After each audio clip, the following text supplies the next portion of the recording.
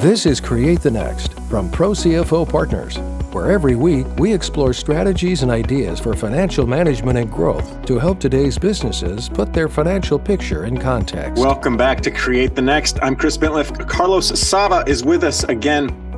Carlos, we were just having an interesting conversation before we hit record that I think is relevant and timely, and I see it again and again and again, especially in small or mid-market businesses, especially in older companies fitting in that same profile, especially in maybe family businesses. And that is the ability to adapt to rate of change, which you dropped on me, business velocity. So I love this idea. Let's dig into it. Let's unpack it. First of all, welcome. And how do you want to define this idea and introduce this concept of business velocity to our listeners? Yeah, absolutely. Chris, great to be with you as always. Always love our conversations. Me too. So I've noticed this in the companies that I've been working with, both family held, as you mentioned, or those that have private equity or venture capital backing. And a key difference in those that have that PE and venture capital backing is the velocity that those owners expect the business to change, adapt, and progress. So you hit on something very key, and that is that ownership can be a big determinant in how the velocity of the business, the velocity that the business has. That velocity creates momentum, and from that momentum, hopefully, we can also create success. But simply to answer your question, what is velocity in a business? It's the pace and the rate of change that the business is moving forward. Do you find that this is a challenge, this idea of business velocity? Presumably, we move too slow, or we are too slow to adapt. First of all, do you find that is almost epidemic? Is that chronic? And two, for whom? Because there's some nimble, young, agile startups where that's like their whole sort of model is built on, Facebook's old move fast and break stuff, which they've since abandoned. But other companies are almost complacent from where I've seen, from what I've seen. Do you see that, or where? I guess talk me through kind of how big of an issue is this? You said that you're seeing it a lot, you're hearing it a lot. Is it really kind of rampant out there? Absolutely, especially within the family-run businesses that don't have the same cadence and expectations that a venture capital-backed firm or a private equity-backed firm will be operating under. And a good portion of that is the timing to exit that those PE and VC-backed firms are looking to create value on the short end. They want it to be 3 to 5. If market cycle doesn't cooperate, they end up holding it for 5 to 10. But what they want to do is accelerate the business, have it developing both from a sales and an outward standpoint for growth, as well as internally the product or service that they deliver, and then the infrastructure that supports that growth to come into place more quickly to allow that growth. So relating back to family businesses that often aren't trying to maximize a result or reach an exit in 3 to 5 years, they can operate at a slower pace. And they don't necessarily have to if they do the right things and develop process cadence to get that result and accelerate it and increase the velocity of the company. Well, I'm excited to dive into that. You've got some solutions in mind. But before we get to that, do you feel like this issue is almost insidious, meaning, especially in the family business, I didn't realize I was moving this slow. I just looked up one day and realized I was moving too slow. Or is it trepidation? Is it a lack of initiative or aggression? Or what kind of causes this slowdown in velocity? Am I aware that it's happening, or am I just slow to act on what I know is happening? So I think it can be both. I think you're going to have an encounter a variety of reasons of why businesses can't move quickly enough. I think you've got an issue of like culture being one, and the challenge of this becoming a core value within some businesses. To actually increase the velocity, you're going to have to put in processes. You're going to have to set expectations. Again, using that cadence word, and bringing in another idea of EOS, which we partner very well with, the Entrepreneurial Operating System, being a framework that includes meetings, setting priorities, having accountability for those. That can be very foreign to some mid-size or family-owned companies, and uncomfortable. And until they work through and turn those meetings into productive sessions, it can feel like a waste of time. So setting that priority of why are we meeting every week to go over this? It's because if we don't meet every week, we would do this once a quarter, and no change is going to happen if it's taking 3 months for this to get addressed rather than something that should have been addressed 11 weeks ago. Why do I need to address it? I'm doing fine. My family's been in business for 50 years. What we're doing might not be for everybody, but it works out for us. Like, why is this a problem? Why is this an increasingly urgent issue, do you think? It depends what your goals and priorities are for the company. But high performing organizations that are going to become worth more, have less drama, be better organized, are going to be doing things with a cadence and a structure so that the velocity is increasing. And this really can permeate and all through the business. Think of shortening your sales cycle. How many businesses do we talk to that have frustrations with, boy, it would be really great if we could shorten this sales cycle. Instead of finding out 6 months later whether or not we won the deal, we've compacted our sales cycle to be 30 days. Or technology development, how long it can take for some of these products to get rolled out and completed. At the extreme, right? You mentioned Facebook, and in the early days, that's an innovation environment with very few regulatory hurdles, very little supply chain. I mean, it was a bunch of guys in a dorm room coding away, right?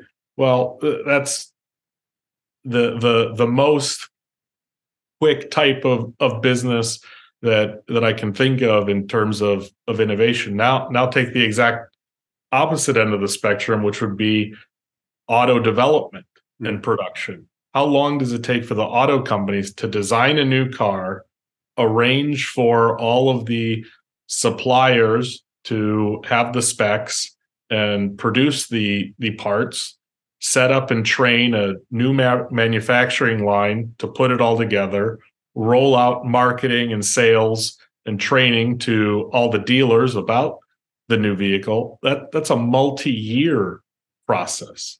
Then you add in another industry dynamic like regulation and how long it can take for certain things to get approved by the government, and you're operating in a very different paradigm than that tech company that's trying to churn out new product on a weekly or bi-weekly basis. I love these illustrations, Carlos, and I the one about automobiles especially resonates because we're in this sort of interesting era that doesn't come around often in that industry, where we're really adopting, EVs, and we're really adopting kind of electric. And I'm thinking of Tesla as you're sharing this, which I think is top of mind for many people when it comes to, electric vehicles, but also innovation and also forward thinking. Yet Tesla's design, their styling is a decade old now. They haven't really done new things, and the things that they say are coming soon are years sort of behind. So even those companies that seem to have this at the forefront of their sort of stature can struggle to move with the sort of velocity that they want to. And I would argue, tell me if you agree with this, that this also impacts, you're kind of talking about sales cycles and the different areas of the company, but also talent acquisition and retention. People want to work at companies that are vibrant and moving and are energetic and don't feel stale or stuck in their old ways or doing stuff that worked 5, 6, 7 years ago, or even 1, 2, 3 years ago. Do you agree with that? Absolutely. And as I think about talent, I've got a personal experience that happened within the last quarter, and that was we were looking to hire somebody, got passed around to wait for too many people to provide input, and missed out on the candidate. Oh, wow. So the idea of this cadence relating to all parts of the business, even talent acquisition, is 100% true. We are now communicating with candidates via text message. We're expecting this instantaneous reaction. I mean, I've sent candidates text message after they walk out of the interview. You did great. Looking forward to following up. The formal, you're going to send a card through the mail, appreciate the time today. Those days are over. The pace that we're operating in across the board is so much faster.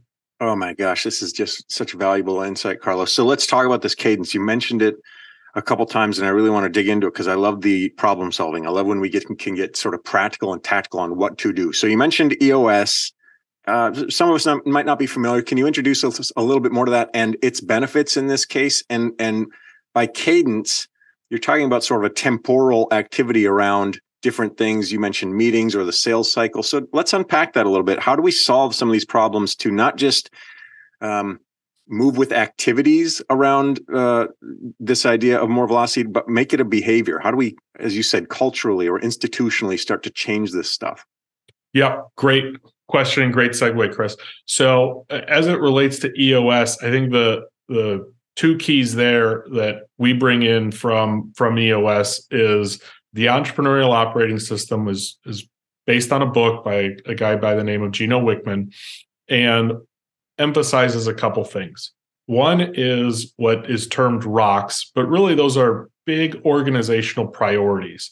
And the business's velocity needs to be tied to what are these rocks? What are these priorities for the company? Because you can get a lot of velocity, but if you're not spending your time on the right priorities, you're going to spin your wheels and you're not really going to get the results despite working so hard and so fast to get things done.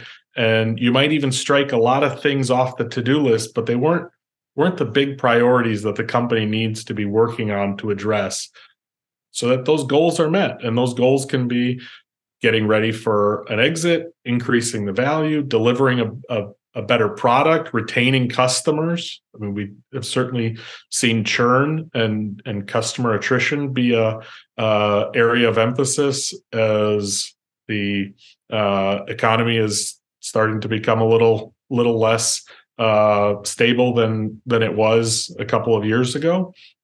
So that's just another example of why the prioritization from EOS matters. Those rocks.